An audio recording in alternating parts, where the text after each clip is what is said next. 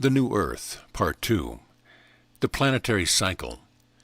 Everything that is evolves in cycles, planets as well as humans. It is not exceptional for an individual or groups of individual souls to step off the karmic cycle at some point in time. What makes his era special, however, is that the Earth herself is completing a major karmic cycle. The Earth is involved in an inner transformation which will result in a new type of consciousness in her being as a planet. At whatever point individual souls are within their own cycle, the Earth's transformation process will affect them. The Earth is your house. Compare it to the house you live in. Imagine that it is being rebuilt. This will greatly affect your daily life. Depending on your state of mind, you will experience it as a welcome change or a disrupting and upsetting event. If you were planning and looking forward to rebuilding your house anyway, you are in sync with the changes and you can go with the flow. The Earth transformation process will support and enhance your personal transformation process. If you do not want to have your house rebuilt at all, you will feel frustrated by the chaos surrounding you. The inner Earth changes will throw you off balance. For the ones who are welcoming the inner changes of your planet Earth, these will be extremely empowering times. You will be lifted by the wave of light that is presently flooding your universe. At present, the Earth is almost cracking beneath the karmic burden of humanity. The negativity and violence which spring from this karmic burden form a kind of energetic waste that the Earth is hardly able to process, to neutralize, or integrate. Focus your consciousness for a moment on the heart of the Earth. Relax and focus. Can you feel something there? Can you feel how the Earth is being torn apart? How there is so much violence upon her? The Earth is feeling powerlessness and resistance at the same time. She is on the verge of creating a new foundation for her being. The Earth is going to release the energies of struggle, competition, and drama on inner and outer levels. The new foundation that is dawning within her is the energy of the heart, the energy of balance and connectiveness, the living Christ energy. The Earth, just like humanity, is involved in a learning experience. Just like humanity, her consciousness is evolving and transforming itself. As with humanity, her journey started from a certain type of ignorance or unconsciousness about her own being. The Earth once was a dark planet, which absorbed or swallowed the energy surrounding her. She took in energies or beings that she encountered, and she assimilated them completely. She took away their uniqueness and in a sense killed them. This sprang from a desire for expansion.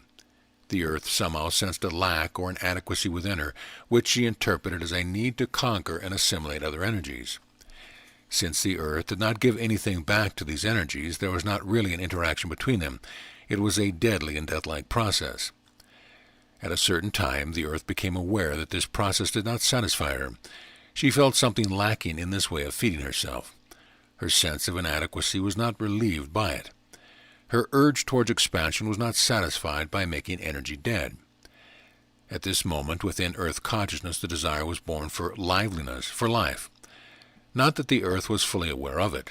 She just knew she wanted something else, something new, a kind of interaction with other energies which would not end in the reduction of those energies to Earth energy. Within Earth consciousness, a space was created for the experience of something different than herself. Energetically, this meant the beginning of life on Earth. It is a cosmic law that all deeply felt desires will ultimately create the means for their realization. Desires, which are essentially a mixture of thought and feeling, are creative energies. This holds for planets as well as for people. Within Earth as a planet, a longing had arisen, a longing to experience life, a longing to preserve and cherish life instead of destroying it. And so it happened. When life came to Earth, the Earth itself started to bloom and blossom. She entered a new domain of experience which filled her with a sense of surprise and satisfaction. She was surprised that such a simple longing, such a vaguely felt need, would bring about such a grand and novel development. On Earth, the grand experiment of life forms unfolded. Many life forms were drawn to manifest themselves on Earth and to experiment with the energies present. The Earth became a breeding place for novelty. There was freedom to explore new roads, new possibility. There was and still is free will for all creatures. With the creation of life, the Earth and all living creatures upon it started to pursue a certain line of inner development. This passive experience had its central theme, the balance between giving and taking. At the inner level of consciousness, the Earth has been striving for eons to find the right balance between giving and taking. As a planet, Earth gives and takes life. In Earth's dark period, the stage in which she absorbed and liquidated energies, the accent strongly was on taking.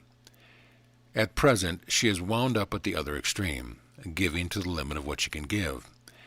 The Earth has long tolerated violence and exploitation by humanity, for this was karmically fitting in a sense. The Earth had to explore the other side of power and oppression.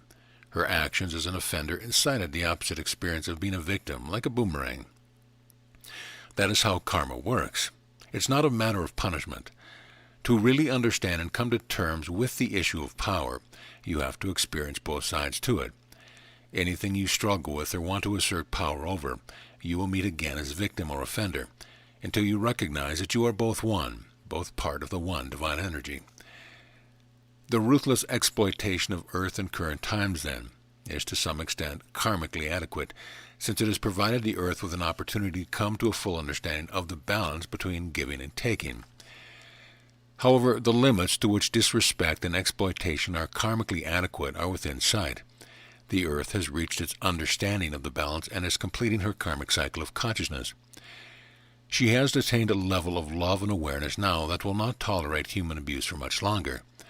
This level of consciousness will cause her to attract like-minded energies which savor harmony and respect, and to repel energies with destructive intent. The time has come now for a new balance between giving and taking. On the new Earth there will be peace and harmony between planet Earth and all that lives upon her, human, plant, and animal. The harmony and heartfelt connectedness between all beings will be a source of great joy and creativity. The transition from old Earth to new Earth is a process that is not fixed in time and character.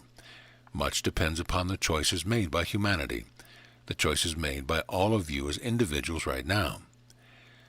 A lot of predictions have been and are being made about this time of transition.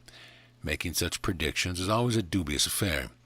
The point is, your visible material reality is a manifestation of inner, collective states of consciousness. Consciousness is, as we put it at the start, free and creative. At any time, you can decide to change your future by thinking and feeling differently. You have power over your thoughts and feelings. At any time, you can say no to limiting destructive thoughts or feelings. This counts for you as an individual, but it also goes for larger groups of people. When a substantial group of individuals chooses freedom and love over self-hate and destruction, then this will manifest itself in material reality. The Earth will react to it. She is sensitive to what takes place inside of people.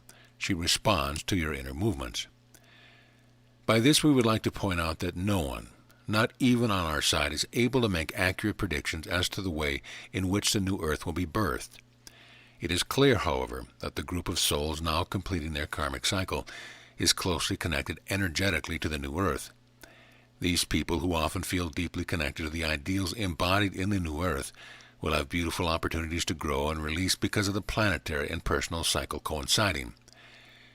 In the following chapters I will speak about this group of souls in particular. They are often called light workers, and I will use that name also. Their reason for incarnating during this age of transition is not coincidental. They are deeply connected with the history of Earth. I will describe the psychological traits that most light workers possess. I will speak about their history, their galactic roots, and their mission on Earth. I will discuss in detail the stages of inner growth that are involved in releasing oneself from the karmic circle.